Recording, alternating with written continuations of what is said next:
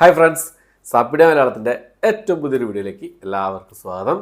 ഇന്ന് ഇപ്പോൾ വന്നിരിക്കുന്നത് ഒരു ആക്ഷൻ മൂവി നിങ്ങൾക്ക് പരിചയപ്പെടുത്താൻ വേണ്ടിയിട്ടാണ്. ഒരു തെലുങ്ക് ആക്ഷൻ മൂവിയാണ്. സൈന്താവ് എന്നാണ് സിനിമയുടെ പേര് വരുന്നത്. വെങ്കടേഷ്, ശ്രദ്ധ ശ്രീനാഥ്, നവാസുദ്ദീൻ സിദ്ദിഖി, പിന്നെ റുഹാനി ശർമ്മ, ആൻഡ്രിയ എന്നിവരൊക്കെ പ്രധാന വേഷം കൈകാര്യം ചെയ്ത ഒരു സിനിമയാണ്.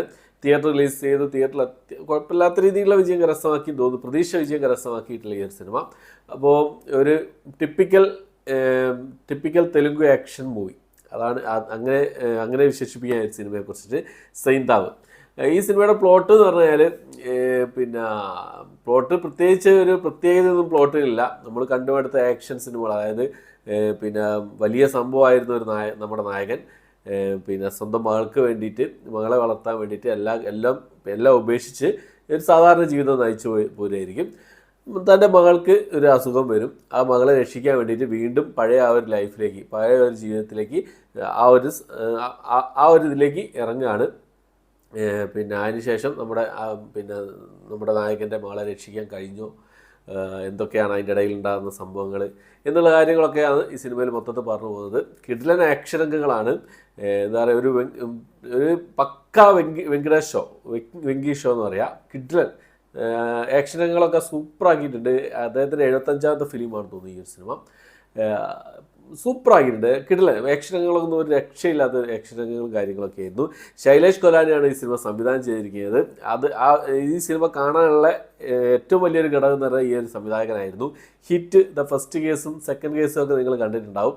ഒരു കിടിലൻ ത്രില്ലർ സിനിമകളായിരുന്നു. അതിൻ്റെ സംവിധായകനാണ്.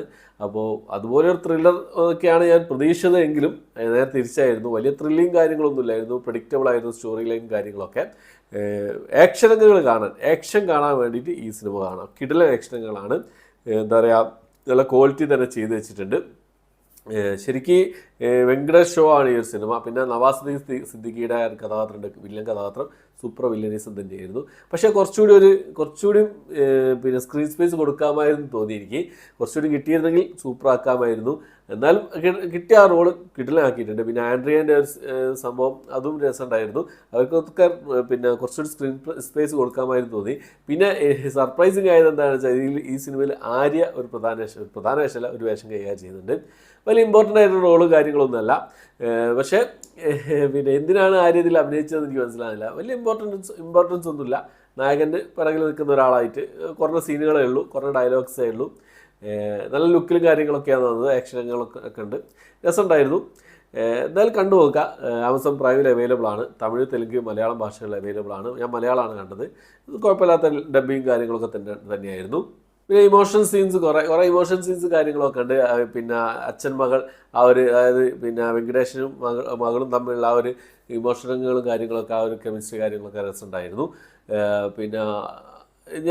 ഈ സിനിമ ഇതുപോലുള്ള സിനിമകൾ, അതായത് പക്ക ആക്ഷൻ ഇതുപോലുള്ള തെലുങ്ക് പക്ക ആക്ഷൻ സിനിമകളൊക്കെ ഇഷ്ടപ്പെടുന്ന ആൾക്കാർക്ക് കണ്ടു നോക്കാവുന്ന അത്യാവശ്യം കുഴപ്പമില്ലാത്ത നല്ലൊരു സിനിമയാണ് സൈന്താവ് എന്ന് പറയുന്ന സിനിമ.